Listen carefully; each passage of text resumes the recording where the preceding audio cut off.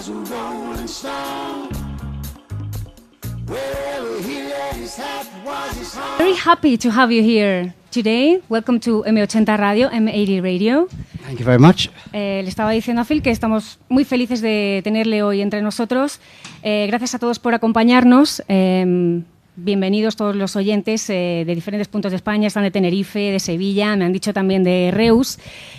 Como sabéis, está aquí Phil Collins para presentar su recién estrenado trabajo, Going Back. Es un proyecto muy personal, para el que ha seleccionado personalmente un conjunto de canciones de sus favoritas. Le han devuelto a la adolescencia y bueno, lo que ha hecho ha sido diseccionarlas. Las ha analizado minuciosamente para conseguir calcar el sonido y el espíritu de la Motown, y la verdad es que el resultado es fantástico. Es un disco que os recomendamos en M80 Radio. Estábamos un poco preocupados por su estado de salud y voy a empezar la entrevista por aquí. I was telling them about your fantastic new record, and also that we were worried about you. I mean, you've been going through different operations, through surgery in your palm, your elbow. So I'd like to know, how are you? How is it going? Well, thank you very much for your concern. It's still kind of the same. I can't feel the ends of my fingers very well at all. They're not normal. It's as if someone has squeezed them, you know, and you just can't feel them. So I've had all the operations I think I can have that for this particular problem. And I just have to wait now. The doctor said maybe wait for 1 year. And that was about 4 or 5 months ago. So we see. This is going back to music, but also to drums. We saw you playing the DVD with tape around your hand. I mean, how do you feel about it? And I mean, do you think it was too early, or you just couldn't wait to get back to drums? No, I did that.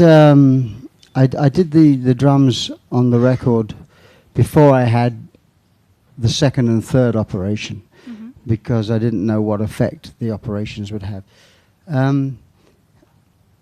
No, I think when I did my work at home, you know, I did some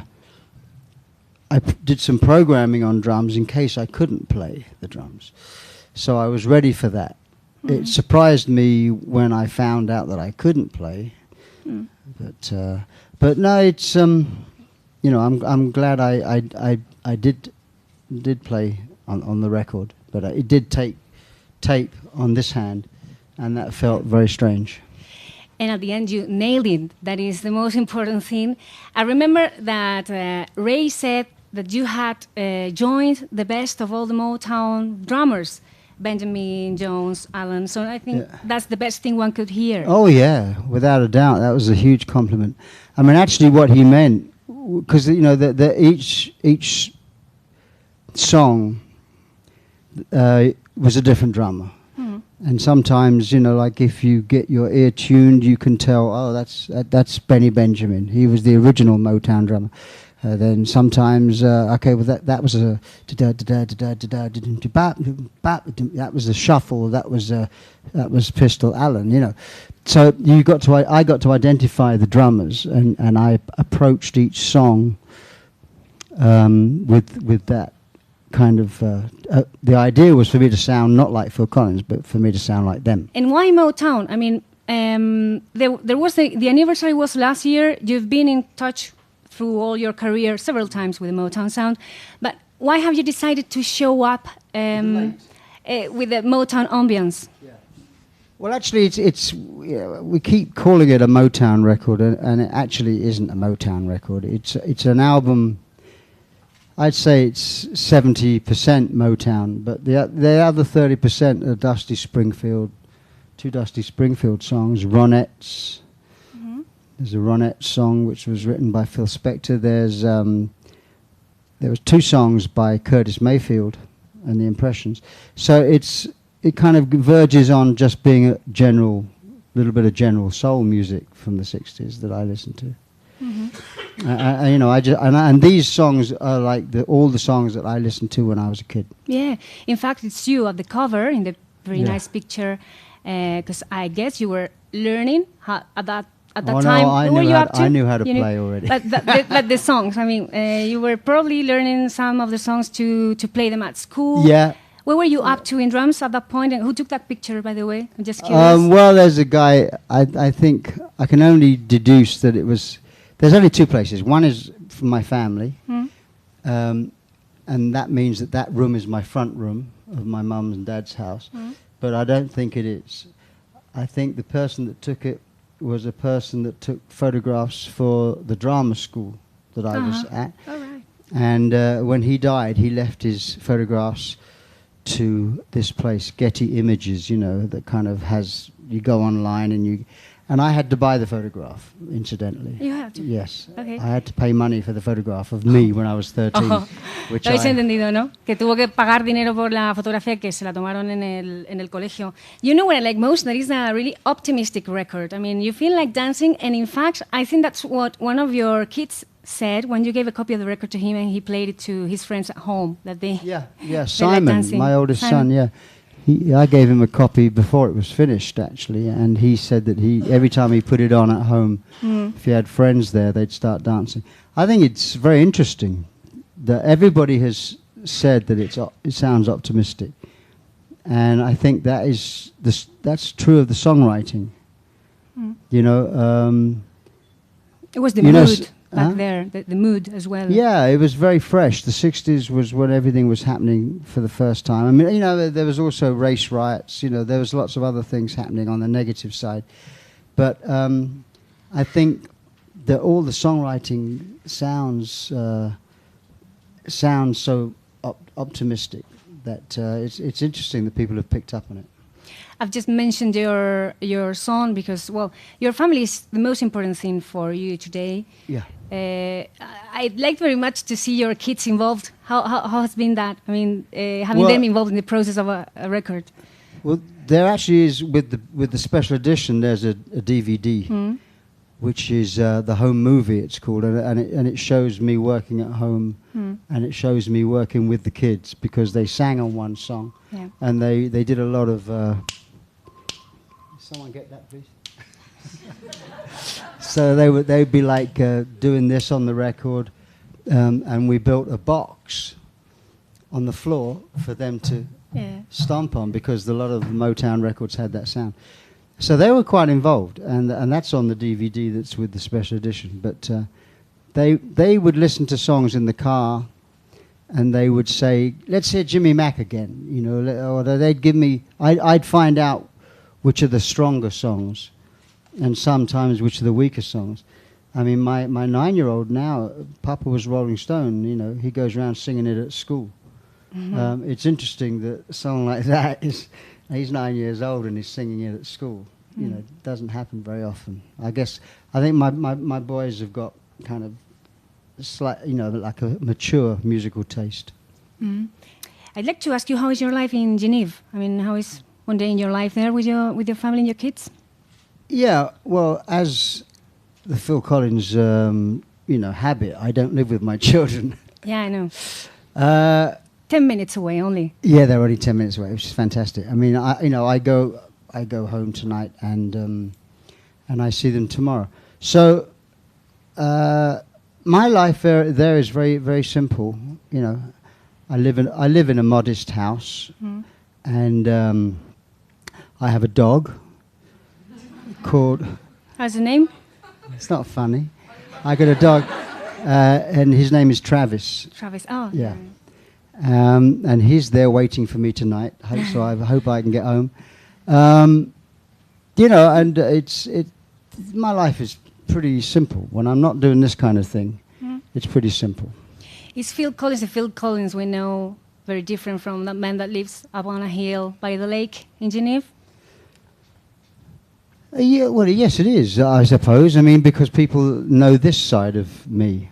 Although I think now, I think I'm slightly more the real me than you know, I'm more the real me now.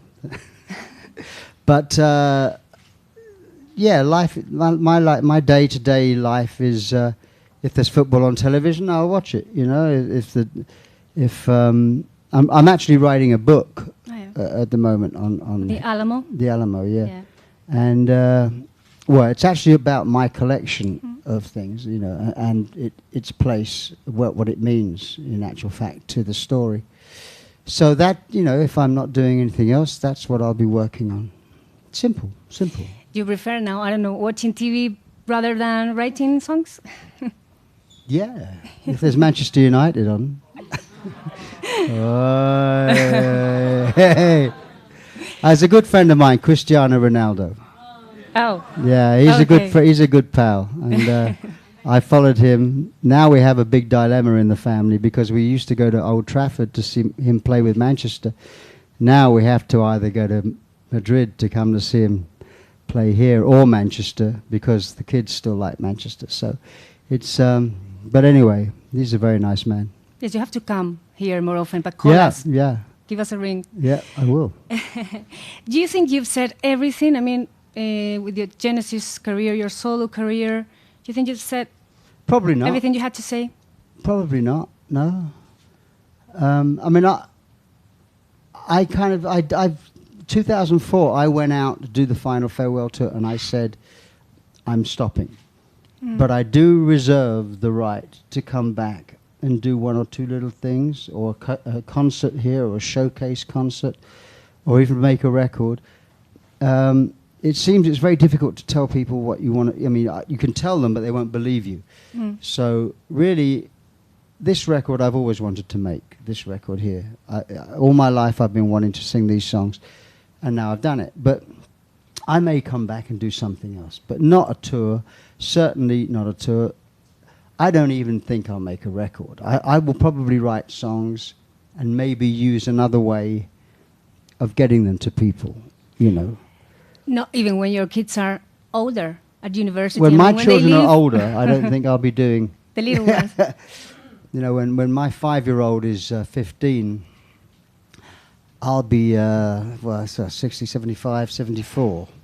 The chances of me wanting to make a record and go out on tour or something is very slight.